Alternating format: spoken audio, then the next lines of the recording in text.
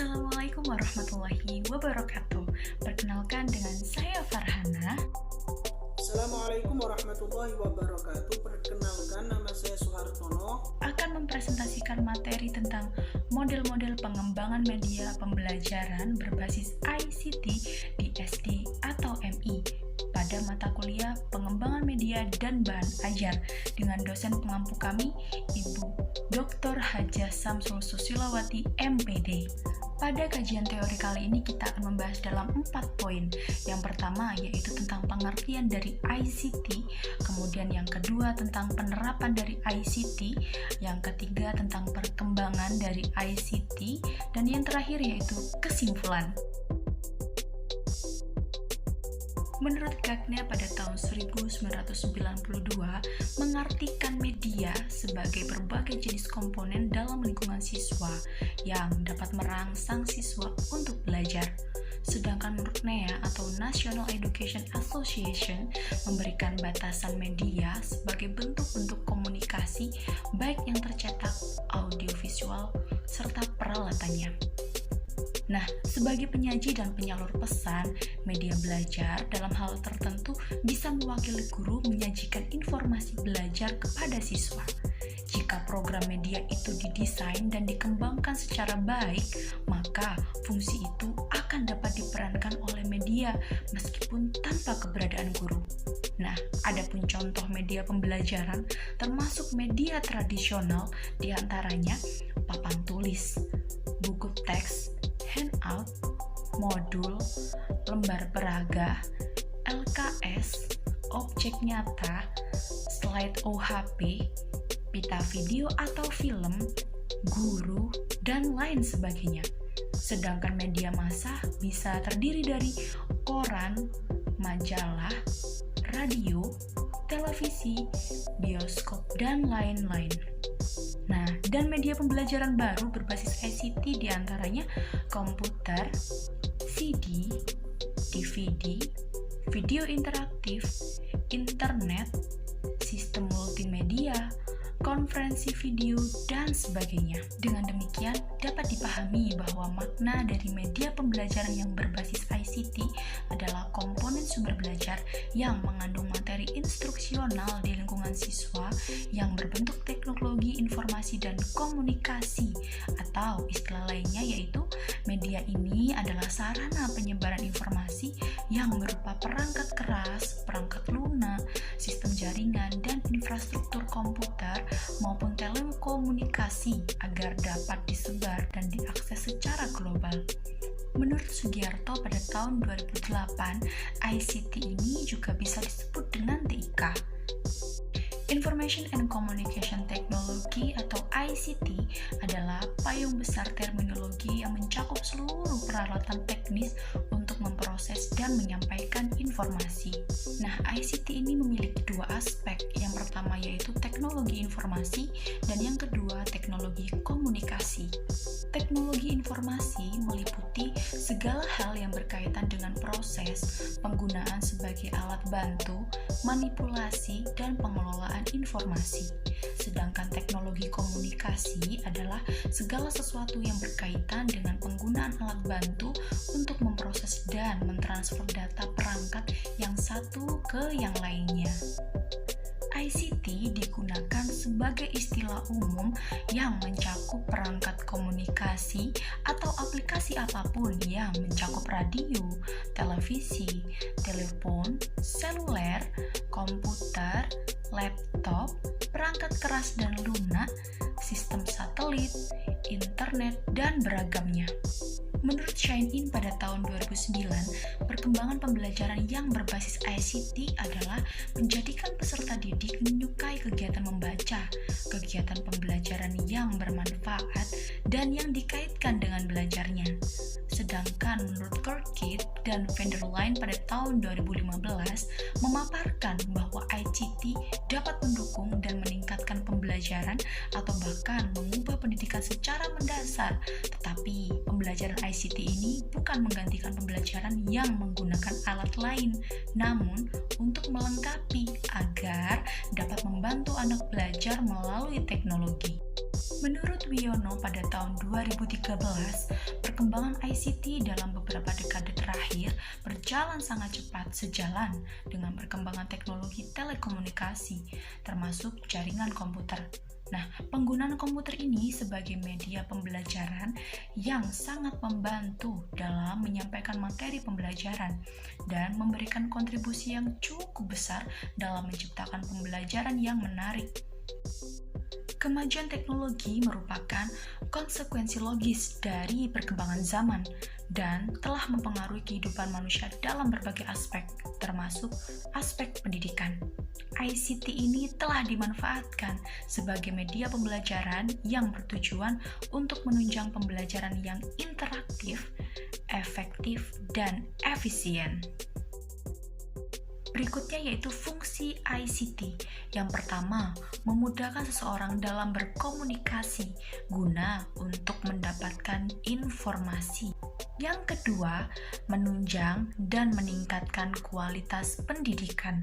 Yang ketiga, meningkatkan kualitas layanan publik. Dengan adanya situasi pandemi COVID-19 yang terjadi di Indonesia, mengharuskan guru harus memiliki keterampilan memanfaatkan dan membuat media pembelajaran yang berbasis ICT.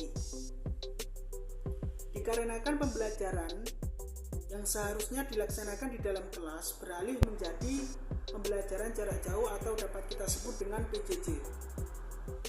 Maka dari itu, agar media pembelajaran dapat dimanfaatkan dengan baik, guru harus mengetahui kebutuhan pembelajarannya dan permasalahan-permasalahan yang dihadapi siswa tentang materi pelajaran yang akan dihadapi.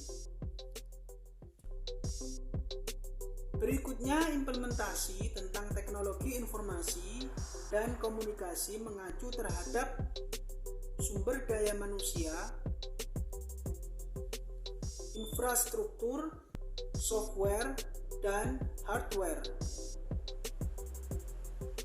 ICT dalam media pembelajaran dibagi menjadi dua peranan, yaitu sebagai media presentasi pembelajaran semisal berbentuk slide PPT dan animasi dari program Flash. Yang kedua,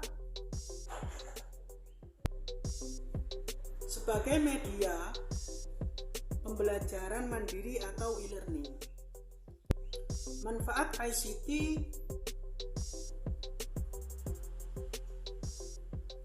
dalam rangka mendukung proses pembelajaran adalah: satu, meningkatkan kualitas pembelajaran. Yang kedua, memperluas akses terhadap pendidik dan pembelajaran. Yang ketiga, membantu memvisualkan tentang ide-ide abstrak. Yang keempat, memudahkan pemahaman materi yang akan dipelajari. Yang kelima, menampilkan materi pembelajaran menjadi lebih menarik dan memungkinkan terhadap interaksi antara pembelajaran dengan materi yang akan dipelajari.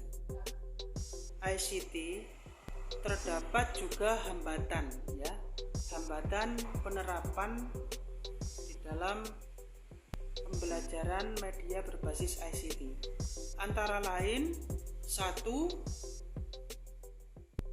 jumlah pengelolaan yang dimiliki oleh kompetensi di bidang teknologi informasi dan komunikasi masih belum memadai.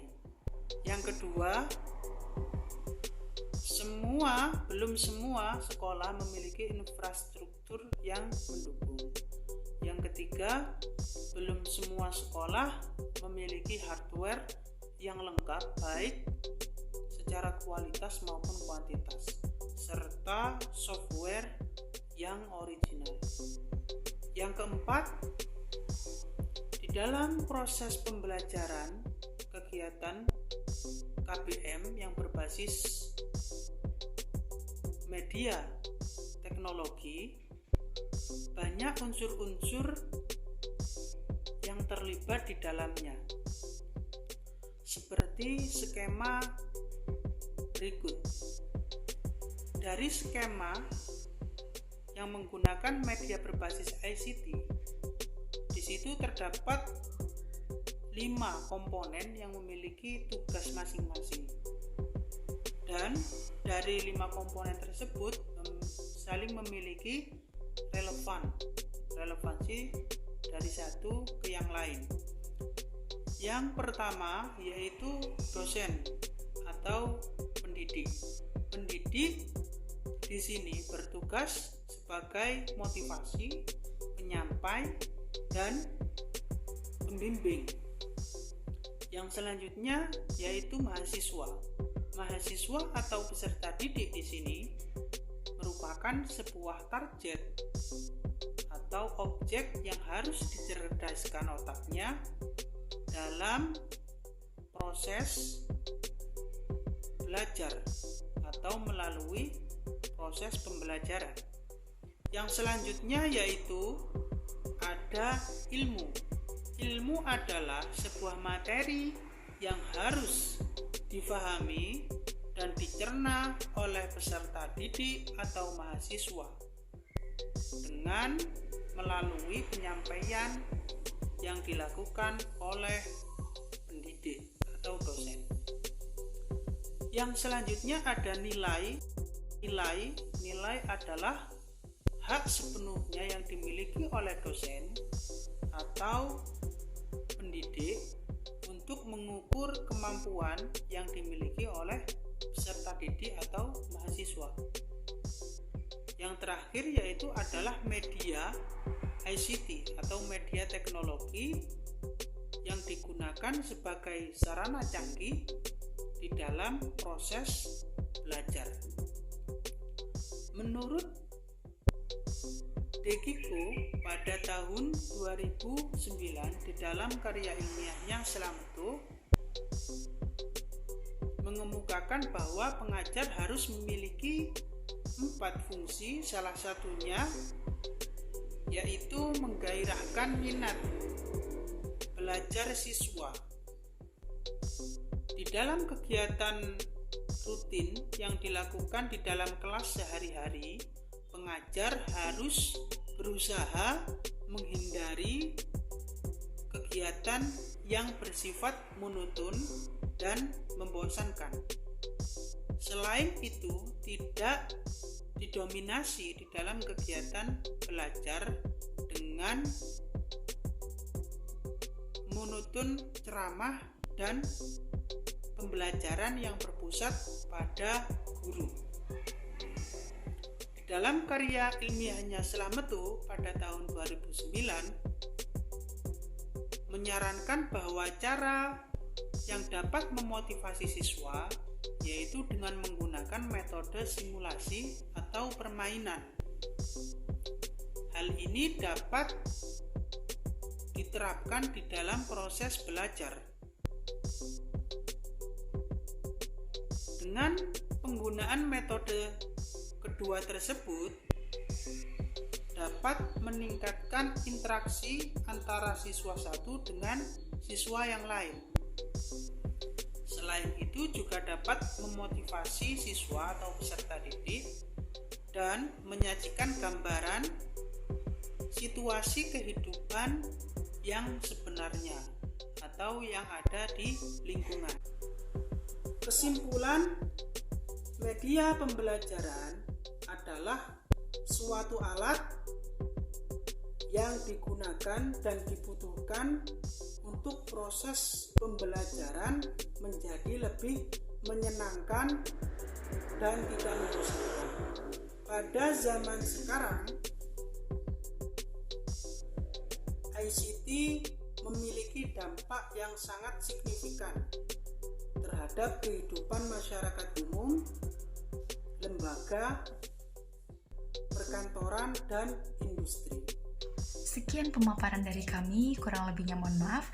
Wassalamualaikum warahmatullahi wabarakatuh.